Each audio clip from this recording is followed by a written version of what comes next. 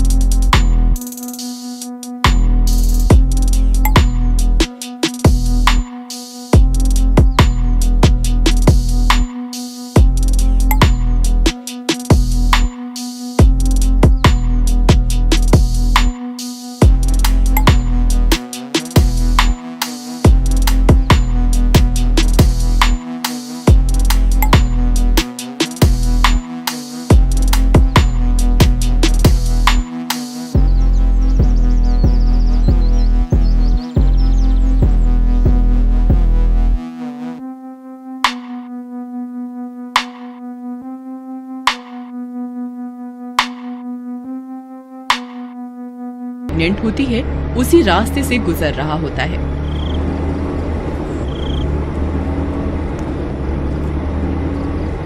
उस रास्ते पर एक बोर्ड लगा होता है, रात में इस रास्ते से जाना सख्त मना है, लेकिन रोहन उसे नजरअंदाज कर देता है और आगे बढ़ जाता है।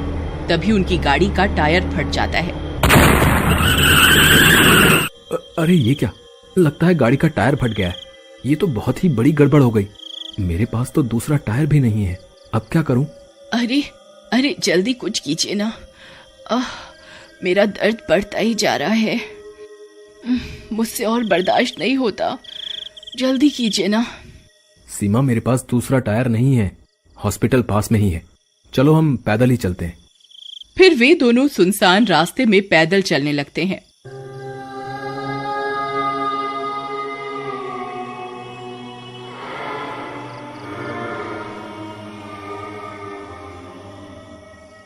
तभी संगीता उनके सामने आ जाती है। वह अब एक चुड़ैल बन चुकी होती है और अपने खोए हुए बच्चे की तलाश में इधर उधर भटक रही होती है।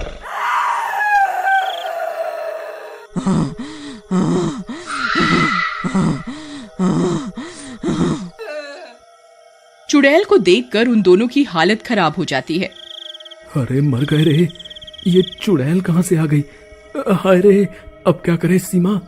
अजय, पीछे बोर्ड पर लिखा भी हुआ था कि इस रास्ते पर जाना मना है, आप फिर भी यहाँ से गाड़ी ले आए। तभी उस चुड़ैल की नजर सीमा पर पड़ती है। उसे प्रेग्नेंट देखकर उसे अपने बच्चे की याद आ जाती है। बच्चा, बच्चा, मेरा बच्चा, तुम इंसानों ने मेरा बच्चा मुझसे छीना था ना, अब मैं तुझसे तेरा बच्चा छीन लूंगी। फिर इतना बोलकर वह चुड़ैल सीमा के पेट पर अपनी जादुई शक्तियों का इस्तेमाल करती है और उसके पेट से उसका बच्चा निकाल लेती है। अरे मर गए रे, हाय रे, बहुत दर्द हो रहा है जी, कुछ कीजिए ना, अरे मर गई रे। तभी वह चुड़ैल सीमा का बच्चा लेकर हवा में उड़ जाती है।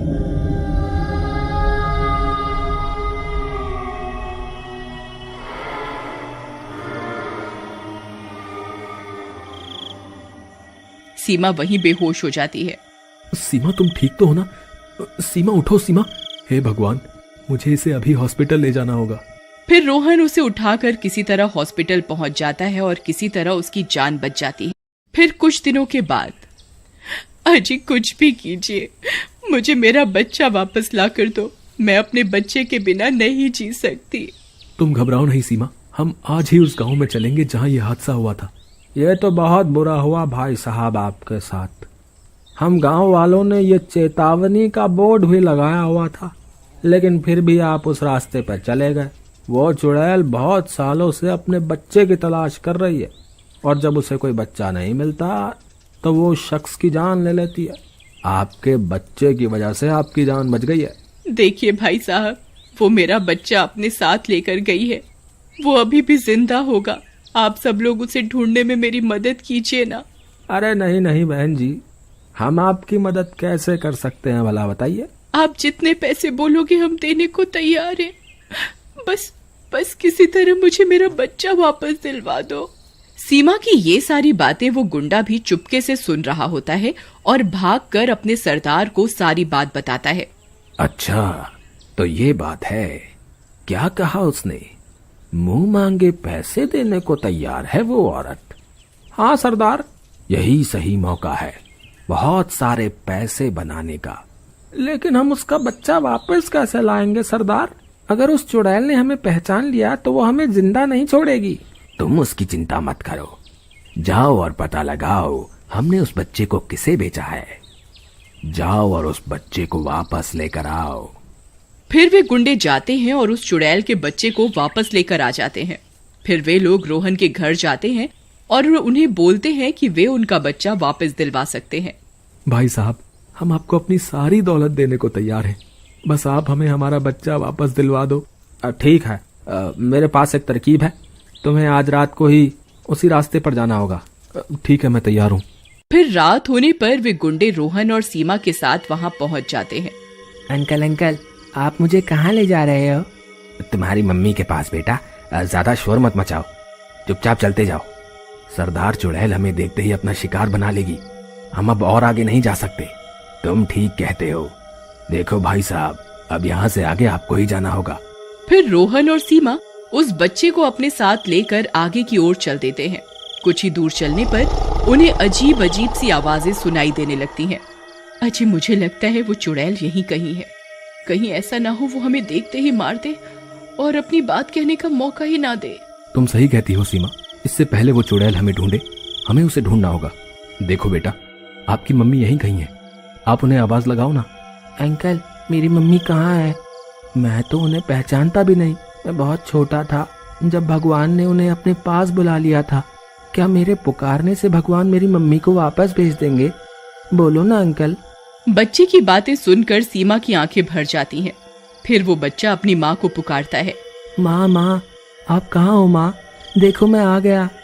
आप कहाँ हो? उस बच्चे की आवाज सुनकर वो चुड़ैल वहाँ पहुँच जाती है। अपने बच्चे को देखकर चुड़ैल खुश हो जाती है, लेकिन चुड़ैल का डरावना रूप देखकर बच्चा सीमा से लिपट जाता है।